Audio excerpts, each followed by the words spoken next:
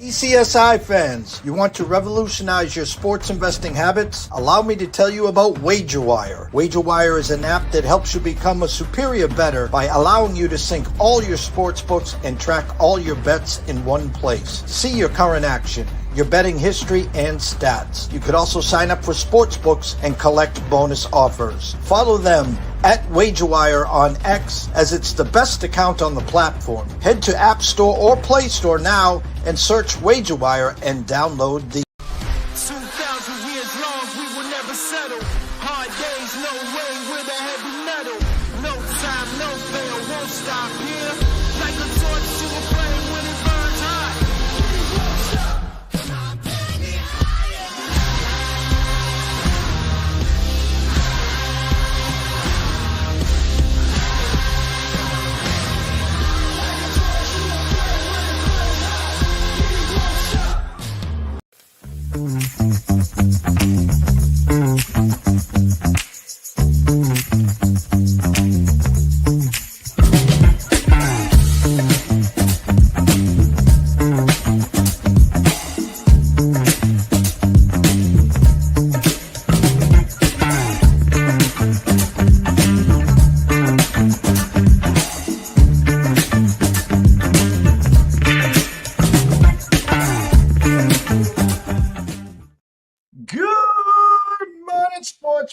from all around the globe. I am the host, Jeff Dawson, East Coast Sports Investors, and it's that time of the day, the week, the year. Year number 3, NCAA Insiders, opening day, NCAA baseball, play ball. OMG, I live on Cape Cod, Mass, and it's about 25 damn degrees. I got snow on the ground. Yet we're talking baseball. Now, this summer I'll be watching Cape League baseball games around the clock. But at least I can live through the eyes of these two gentlemen here, and we can talk some college baseball. We can get their final thoughts on the SEC, get some last-second thoughts from Quentin Mills in Florida, Matt Grissom in Arkansas. Then we're going to go to the board. We got games going on as we speak. Is my UConn Huskies, I don't have the latest score. I don't think they started off well. We'll have to get the update there. But everyone, grab your lawn chairs, grab your seeds, sit back and relax, and meet us on the On Deck Circle because it's time to shine. First and foremost, a shout out to our proud sponsors and partnerships. Viva Tequila Seltzer, 6 flavors in all. The East Coast is cuckoo for coconut. Wagerwire.com. Head on over to Google Play. Download that app. That is free. Travis, Zach, myself, Amber, Hartley, Guy, Jay Berry, the list is endless. Come on board. You'll really, really enjoy it. And last but never least, AtlantaSteaksAndSeafood.com. Jump on over to Facebook. Introduce yourself to Terry Smith. While you're there, head on over to AtlantaSteaksAndSeafood.com. Place an order today. Use the promo code SHRIMP. Get a 2-pound bag of shrimp, the 1620s, the big boys, on Terry Smith and Atlanta Steaks and Seafood. So without further ado, the 2 stars of this show, Mr. Matt Grissom and Mr. Quentin Mills. What's up, Jeffrey? Your UConn Huskies I'm gonna start 0-1 in betting, which is good because let's lower expectations here. However, we have action. It's top of the 5th, down 5-0 to Stetson. No outs, runners on first and second. Let's go. For Huskies, slow starters. That's all. Hopefully you didn't play them in the first 5. You're going to get them to come back and win 10-5 here. How's that sound? Quentin, what's up, brother? Opening day, made the trip down to Myrtle Beach. I'm going to take in a Coastal Carolina versus Kansas State tomorrow at 3 o'clock. Excited about that.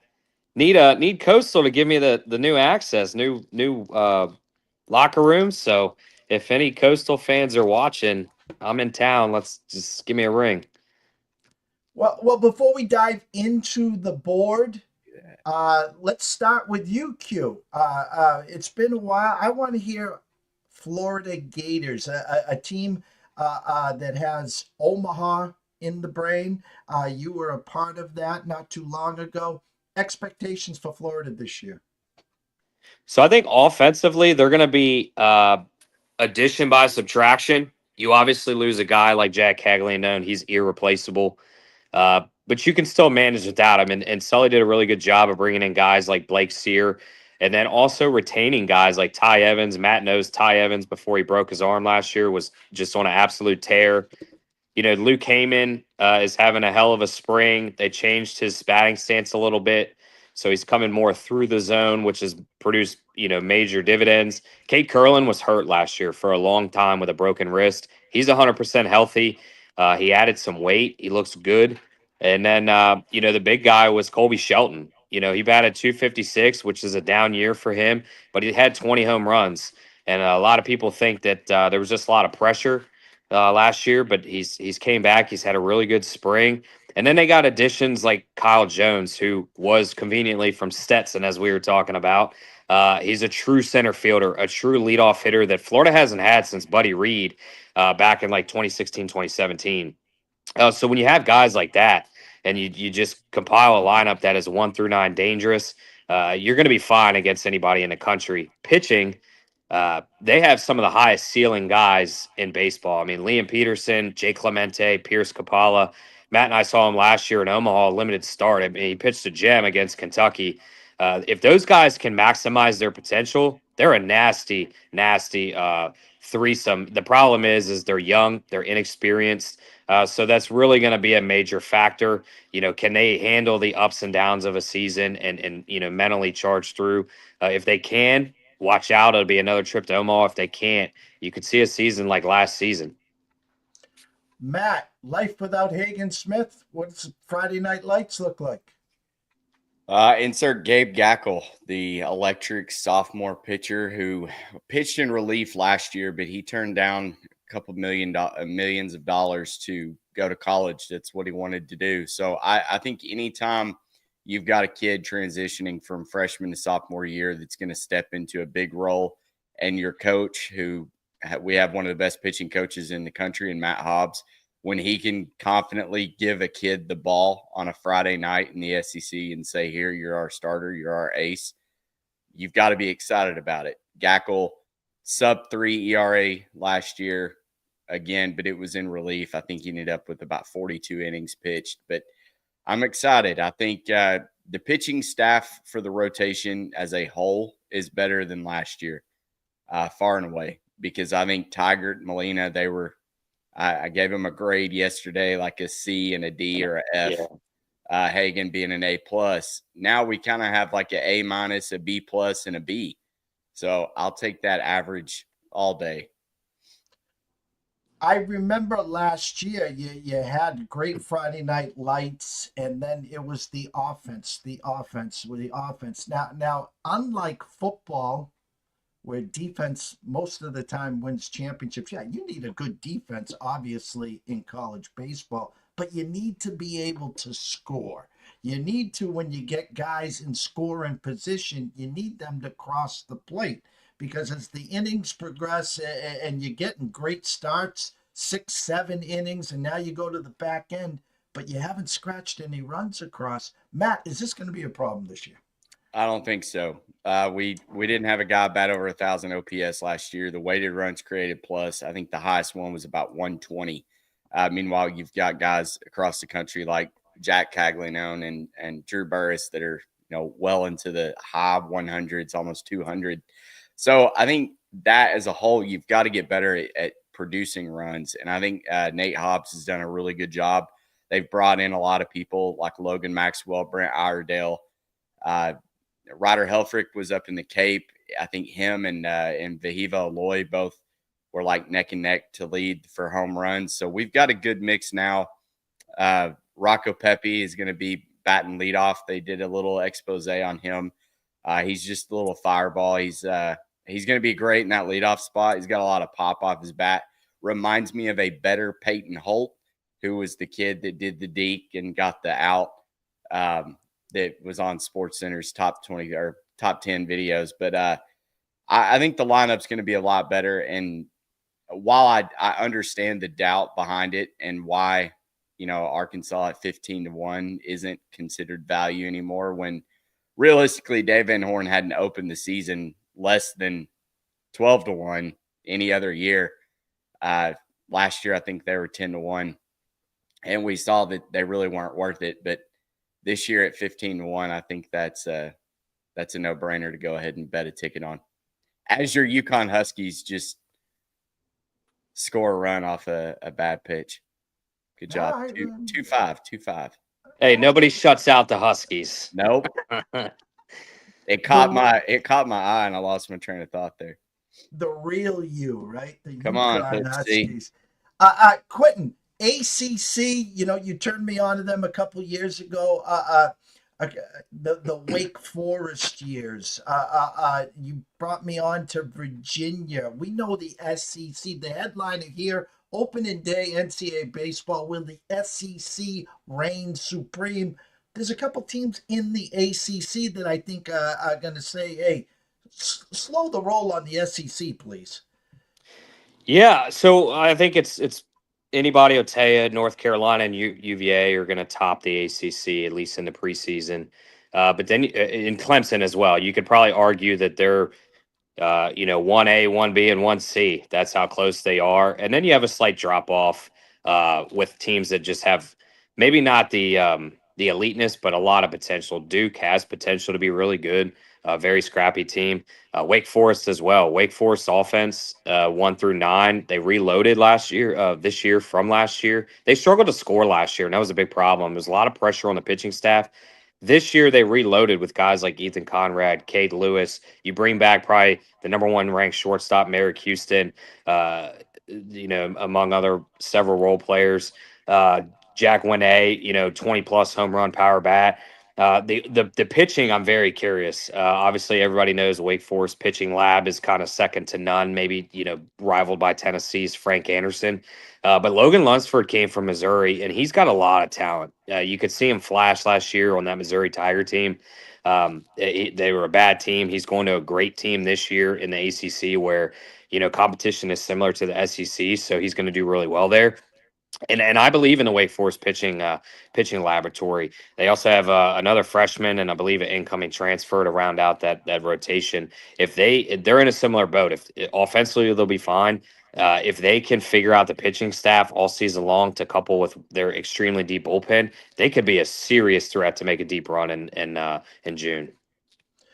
Matt, before we get into this weekend's games, opening day, you were making that head gesture. It's not just reading. I'm a good poker player. Just reading your eyes and your head gestures, I'm going to say there was a running blunder by UConn. That's just a guess. No, the Hatters have a guy that can't find the strike zone, yet UConn tried to lay down a bunt when he ended up getting walked, but just sit up there.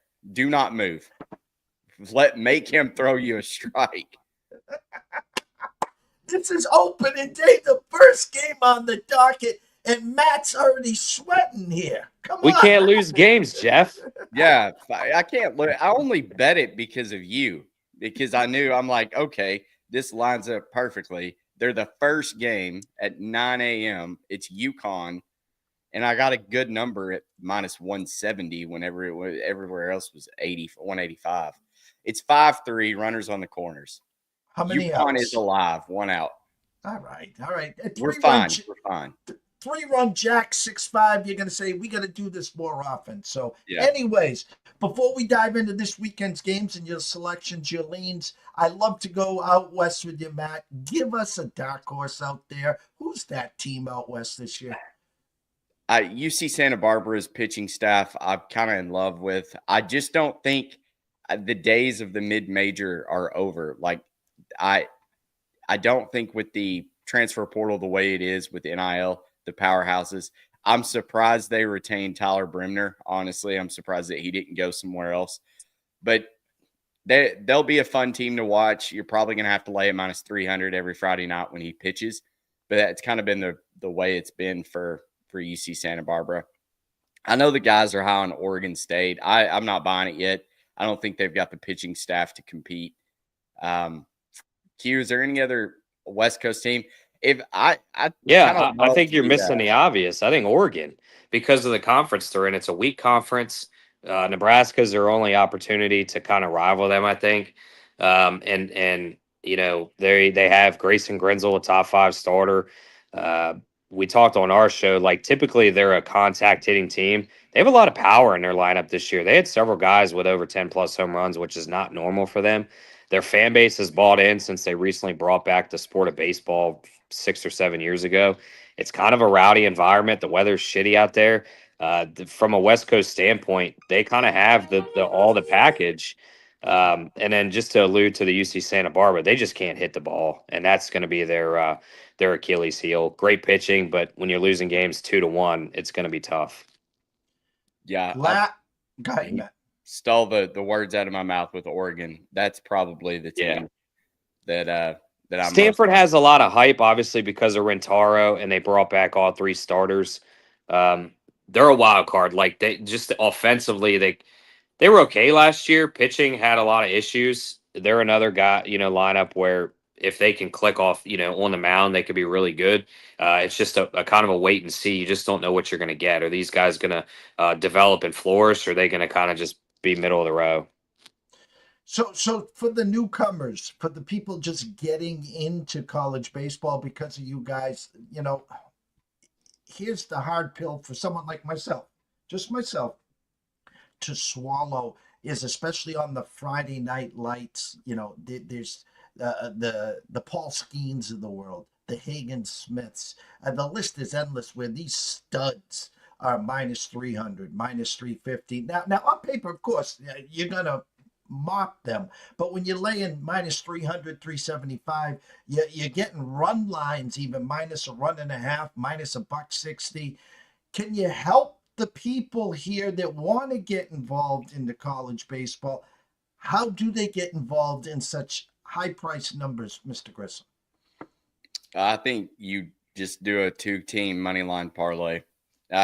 I know parlays are kind of the taboo when it comes to sports betting. And if you do parlays, you're not sharp. But when you've got, with MLB betting, when you've got an ace going against a team that's not very good, I picked on the White Sox last night with Sammy P. But when you've got to lay a minus 300 or whatever with Chris Sale pitching, it's kind of the same thing, except with college baseball, the gap.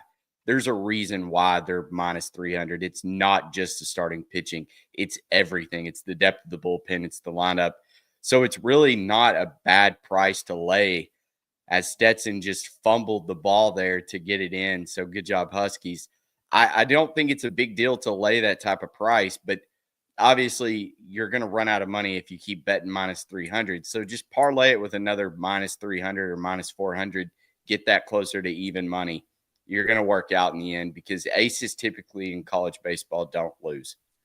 I want to add on that. So I think the misconception is obviously the sport is growing. It's young from not only a viewership standpoint, but a Vegas standpoint and lines. As we said on Sammy P show last night, the minus 130s for Clemson and teams like that, those lines are far and few in between, to where if you really want to bet the sport, you're going to have to do those 2-team money line parlays, because the sport is so volatile. The lines shift. $100, $200 will change the line, 20 or 30 cents. So because of the volatility and the way that these teams are just overpriced or way underpriced, you're really left with no option. Otherwise, you're not going to bet. So you're going to have to figure out who those workhorses are, those staple Friday night guys, and combine a Jamie Arnold with Tyler Bremner to get remotely decent odds. That's not saying that you're just a cop out trying to pick heavy favorites. That's just the reality of the betting market for college baseball. Yeah, we saw it with Kansas State. They opened at minus 140, and then it shot up to minus 210. Arkansas went from minus 350 to minus 500 to minus 835. It's like you can't bet that anymore. No. Is there, other than your website, can you give anyone some help on where to go to get these numbers? Is it DraftKings? Is it FanDuel? Which books are you guys keeping your eyes on for those opening numbers? So we've seen them at DraftKings. Circa will do Friday night lots. Hard Rock, FanDuel, BetMGM, BetRivers. Trying to think who pretty much all the major sports books have. Bet365 will drop lines. That's the thing. I'll say this. Circa is probably the most accurate line. The problem is they only do Friday nights. And then from a availability standpoint, if you're not in Vegas, I think they only have 5 or 6 states. So that's tough. DraftKings is probably the second most accurate, where they're number one in my book is they're the most available. They obviously have probably the most amount of states up there with FanDuel, so availability is there. But they offer the most lines in terms of actual games. FanDuel will offer 40 one week and then 3 the next. But DraftKings is consistent 20 to 40 games, so you at least have something to kind of dabble in. Hey, Jeffrey Benson holding that nest because he knows he's got a bunch of people just sitting there waiting to pluck off a bad line. And Jeff and Derek said, not so fast. We'll give you the Friday Night Lights, but we'll wait till we get to the regionals, the super regionals, and of course, Omaha, till we start to bear some fruits, Mr. Grissom. Yeah, that's the hard part, and kind of not Jeff Davis's cop out by any means, because I like to give him a hard time for not wanting to do it. UConn just tied it up, but it's hard to manage pitching staffs and who's going to be starting. So he just sticks to the aces, like your normal guys that are going to go. He'll give out 20 to 25 lines on a Friday night and then put it on rest until next week.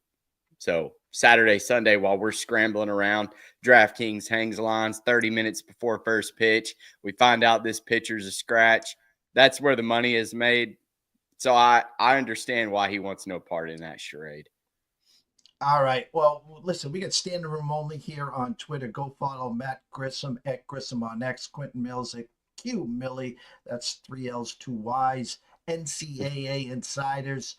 Here, Matt, the board, the field, the fungal bat, the Jello shots. The stage is yours on what you got today and for the weekend. So I'm looking at Clemson. It's still minus 135. Hop on it. Aiden Kanak is pitching.